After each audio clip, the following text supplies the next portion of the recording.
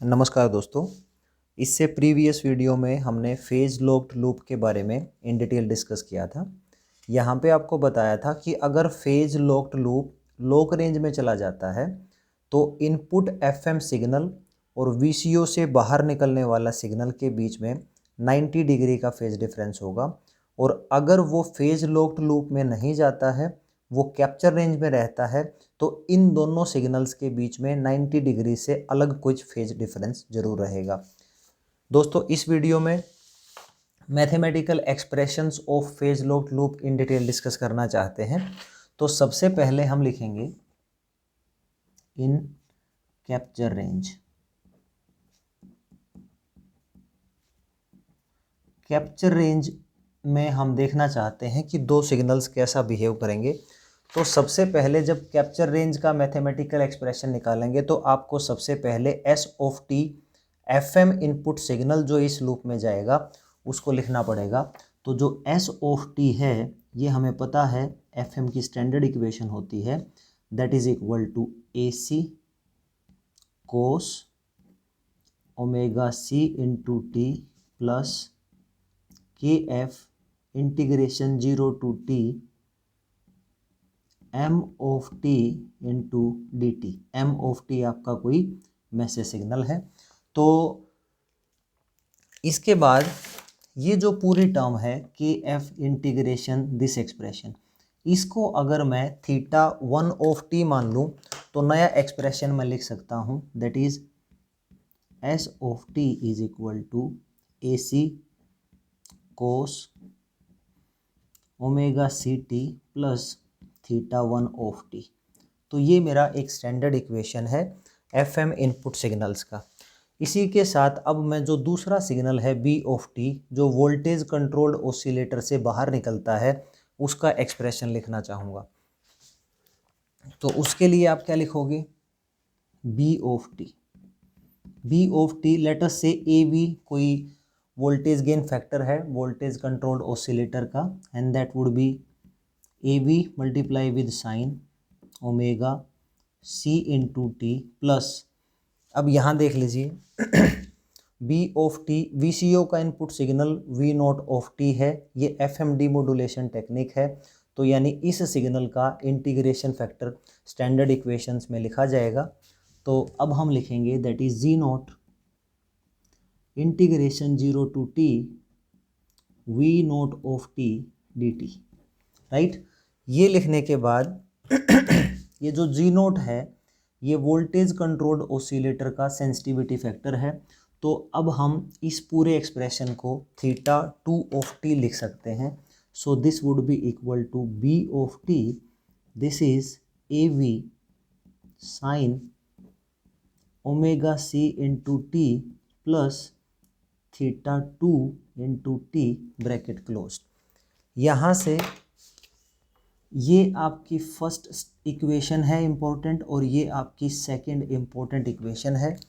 इसके बाद आप फेज ब्लॉक लूप के ब्लॉक डायग्राम को देखो। यहाँ से एफएम सिग्नल आया, यहाँ से बी ऑफ टी सिग्नल आया विद नेगेटिव फीडबैक, दोनों सिग्नल मल्टीप्लाई हुए तो बाहर निकलने वाला सिग्नल ई ऑफ टी कहलाया। तो ई ऑफ टी का जो एक्सप्रेशन है वो क्या होगा, E of t is equal to S of t यानी FM input signal multiply with minus of B of t signal, right. अब इसके बाद इन दोनों सिग्नल्स को हम मल्टीप्लाई करेंगे तो हमारा जो एरर सिग्नल है वो क्या बनेगा, this is S of t का ये इक्वेशन है माइनस B of t आपका ये है। तो ये दोनों के दोनों इक्वेशंस को आप मल्टीप्लाई कर दीजिए, ये बना AC इंटू ए वी और ये बनेगा आपका cos omega C into T plus theta 1 of T multiply with negative sine यहाँ ऑलरेडी लिख दिया है, और ये बनेगा आपका sine omega C into T plus theta 2 of T, right. अब इसके बाद आपको क्या करना है, डिवाइड बाय 2 करिए, मल्टीप्लाई बाय 2 कर दीजिए, तो आपके पास ये बन जाएगा this is divided by 2 and यहाँ पे हम करेंगे मल्टीप्लाइड बाय 2। तो अब हम क्या करेंगे, इस फार्मूले को यूज़ कर लेंगे, use 2 cos A sin B। तो ये 2 है, ये cos A है, ये sin B है, तो इसका फार्मूला लिखा जाता है sin A plus B minus sin A minus B। तो इस प्रॉपर्टी का यूज़ करेंगे तो E ऑफ टी जो सिग्नल हमारा बचेगा वो क्या बनेगा, that is minus AC into AB divided by 2। अब 2 cos A sin B में हम लिखेंगे sin A प्लस B। तो दिस इज sin, ये A है ये B है, दोनों को ऐड करूँगा तो यहाँ 2 times omega C T plus ये दोनों थीटा आपके ऐड हो जाएंगे, that is theta 1 of T plus theta 2 of T, right. Then minus sine A minus B। तो अब साइन ये A ये B, इससे इसको सब्ट्रैक्ट करूँगा, ये चीज़ें कैंसिल होंगी और यहाँ बचेगा theta 1 of T minus theta 2 of T bracket close, right.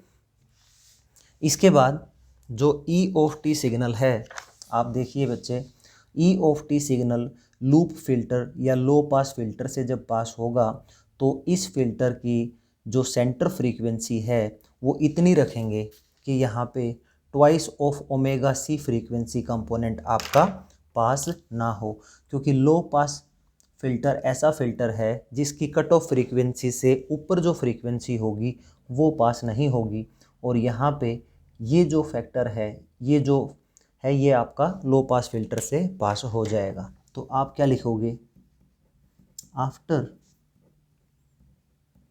Passing through low pass filter. तो लो पास फिल्टर से जब आप पास करेंगे तो डेफिनेटली अब आपका क्या बनेगा, ई ऑफ टी,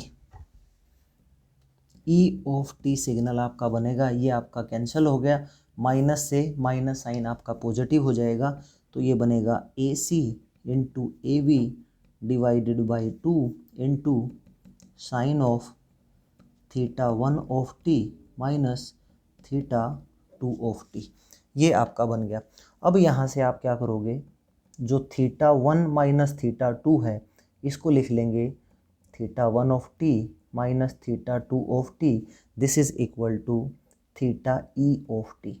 तो ये यहाँ पे रिप्लेस कर देंगे, तो ये बन गया बच्चों error signal, that is E of T is equal to A C into A B divide by 2 into sine of theta E of T, right. अब इसके बाद आपको क्या करना है, मान लीजिए थीटा ई ऑफ टी आपका बहुत कम है, अगर theta 1 of T minus theta 2 of T अगर 0 हो जाता है तो हमारा जो फेज लॉक्ड लूप है वो आपका लॉक रेंज में चला जाएगा।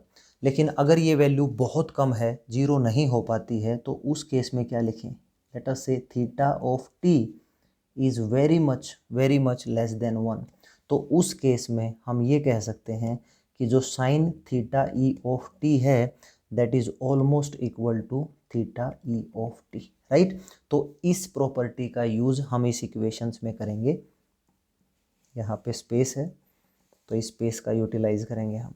तो यहाँ से जो ई ऑफ टी का एक्सप्रेशन है वो क्या बना, E of T that is equal to A C into A B divided by 2 into theta E of T, right. अब देखो यहाँ पे कई केसेस आपके होंगे, मान लीजिए केस 1 ये कहता है कि जो थीटा ई ऑफ टी है अगर इसकी वैल्यू बहुत ज़्यादा है, थीटा ई ऑफ टी की वैल्यू बहुत ज़्यादा है, तो डेफिनेटली ये आपका लो पास फिल्टर से पास नहीं होगा।